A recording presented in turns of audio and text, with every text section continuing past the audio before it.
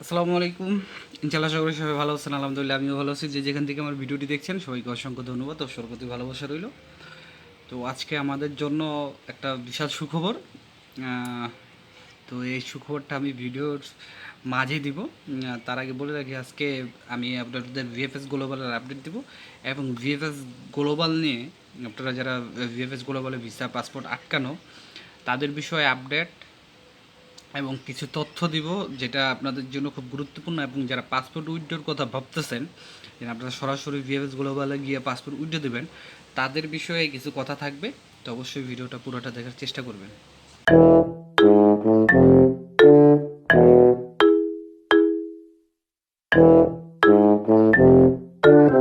তো সব কিছুর জন্য আলহামদুলিল্লাহ। প্রথমে আমি যে কথাটা বলতে চাই সেটা হচ্ছে সুখবরটা এটাই যে ইতালিতে ইতালি অ্যাম্বাসি নতুন করে তারা ভিসা প্রসেসিংয়ের জন্য নতুন কিন্তু একটা সেন্টার নিয়েছে, যেটা হচ্ছে আগের যে গুলশান দুয়ে যেই আপনার অ্যাপার্টমেন্টটা ছিল সেটার থেকে অনেক বড়। সেখানে তারা নতুন কিছু হয়তো জনবল নিয়োগ দিবে যারা এই ভিসার কার্যক্রম শুরু করবে, এবং সেটা হতে পারে 2024 বা নতুন যে ফ্লুসিতে যারা আবেদন করতেছে তাদের এই সিস্টেমগুলো তাদের এখানে নতুন যেটা খোলা হইতেছে সেখানে জাস্ট প্রসেসিং করবে। এমন হইতে পারে সেখানে সমস্ত ভিসা চেকিং মেকিং মানে আপনার নলস্তা চেকিং হতে সব কিছু ওইখানে করার পরে হয়তোবা জাস্ট ভিসা স্ট্যাম্পিং অন্যভাবে হয়ে আসতে পারবে। অথবা আপনার যে ভিসার আমরা এতদিন দেখছি পাসপোর্টে আমাদের এই স্টিকারের ভিসা দেয়, এখন এমনও হতে পারে যে এই ভিসার প্রচলনটা তারা চেঞ্জও করতে পারে। ঠিক আছে, আই থিঙ্ক আমার মনে হয়। তো এরকমই একটা নিউজ কিন্তু আমরা দেখছি, যেটা আমি আপনাদেরকে একটু বলে শুনে ঢাকা দূতাবাসের নতুন ভিসা অফিসের উদ্বোধনের সময় মহাসচিব রিকার্ডো গোয়ারিগ্লিকের শুভেচ্ছা অভিনন্দন জানাই। আমরা আশা করি নতুন বড় ভিসা উদ্বোধন হয়েছে, নতুন বড় ভিসা অফিস উদ্বোধন হয়েছে, ডেলিভারির সংখ্যা ইনশাল্লাহ এখন বাড়তে পারে। তো এখন আপনাদের এখানে কিন্তু সুন্দর মানে একটা আপডেট পাইছি আমরা।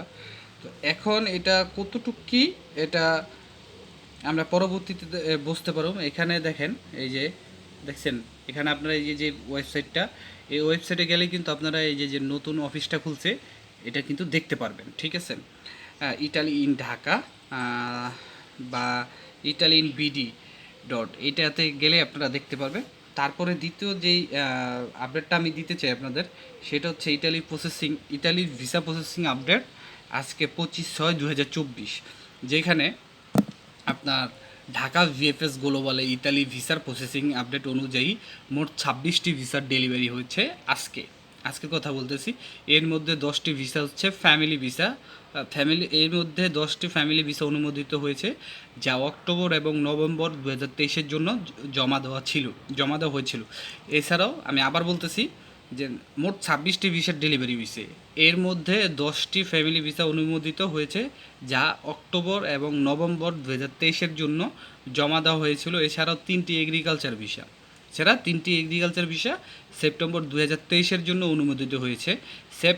স্পন্সর ক্যাটাগরিতে 2টি ভিসা পাইছে। মানে এখানে সুন্দরভাবে বলছে, তা আমি আপনাদেরকে ওরকমভাবেই বলতেছি যে স্পন্সর ক্যাটাগরিতে 2টি ভিসা অনুমোদিত হয়েছে যা সেপ্টেম্বর 2023-এর জন্য ছিল, মানে সেপ্টেম্বর মাসে এগুলো জমা ছিল।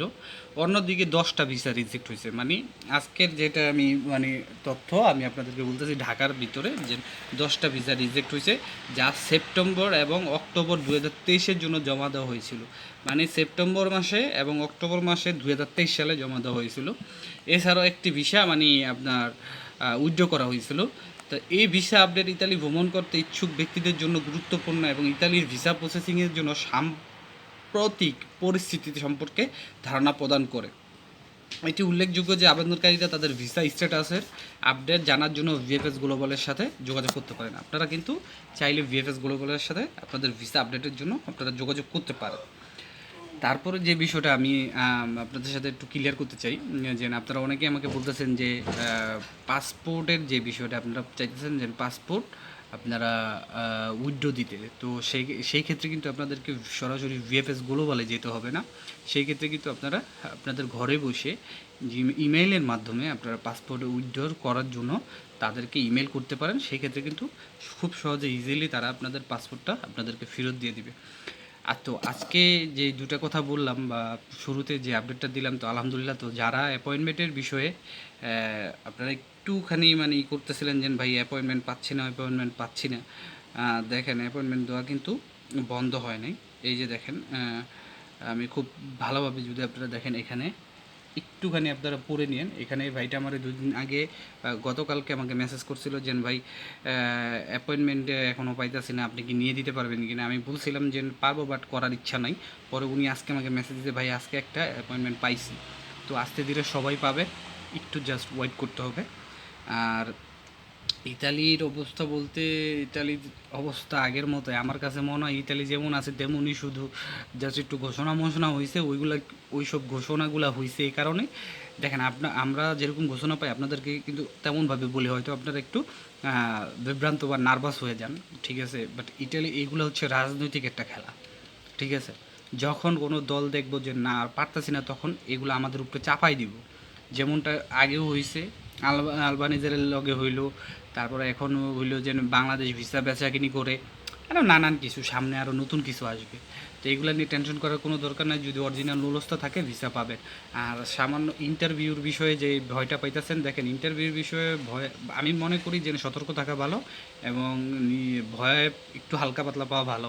তারপরেও আপনারা একটু চেষ্টা করবেন যে ইংলিশে যতটুকু পারেন আপনার একটু কথা বলার চেষ্টা করবেন, কারণ এটা আমাদের জন্য অনেক ভালো হবে।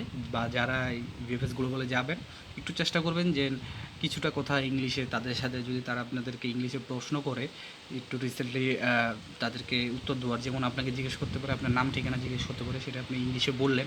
তারপর আপনাকে জিজ্ঞেস করতে পারে যদি আপনি সিজনাল ভিসা হন, আপনার ভিসার মেয়াদ কত মাস, আপনার এটা নলস্তাতে কিন্তু লেখা থাকে, দেখবেন দূরতা লেখা থাকে, সেটা আপনি বললেন যে না আপনার ভিসার মেয়াদ 6 মাস বা 9 মাস। তারপর আপনি জিজ্ঞেস করতে আপনি কী কাজের জন্য যাচ্ছেন, তো সেটা আপনি ইংলিশে বললেন যে আমি রেস্টুরেন্টের কাজে জবের জন্য যাচ্ছি, বা আবাসিক হোটেলে জবের জন্য যাচ্ছি, বা আমি কৃষিকাজের জন্য যাচ্ছি জবের জন্য। তারপর আপনাকে এটা জিজ্ঞেস করতে পারে আপনার মালিককে আপনি চিনেন কিনা, বা মালিকের সাথে কন্ট্যাক্ট হয়েছে কিনা। আপনি বলতে পারেন হ্যাঁ আমার মালিকের সাথে কন্ট্যাক্ট হয়েছে, বা আপনার থাকার বাসস্থান সব কিছু ঠিক হয়েছে কিনা। এগুলো তারা জিজ্ঞেস করতে পারে। আপনারা এগুলো সদরভাবে একটু জাস্ট ভাষায় একটু রিভিশন দিয়ে গেলেই হবে, যারা ইংলিশ পারেন না, যেহেতু তারা এটা একটা নতুন একটা মনে করেন যে অজুহাত দেখাইতেছে। তো আজকের মতো ভিডিওটা এখানেই। যদি ভালো লাগে অবশ্যই শেয়ার করবেন। আর সবার কাছে একটা রিকোয়েস্ট, আমার জন্য একটু দোয়া করবেন। আমি আপনাদের কাছে দোয়া প্রার্থী। আর সবার জন্য দোয়া রইল। আসসালামু আলাইকুম, আল্লাহ হাফেজ।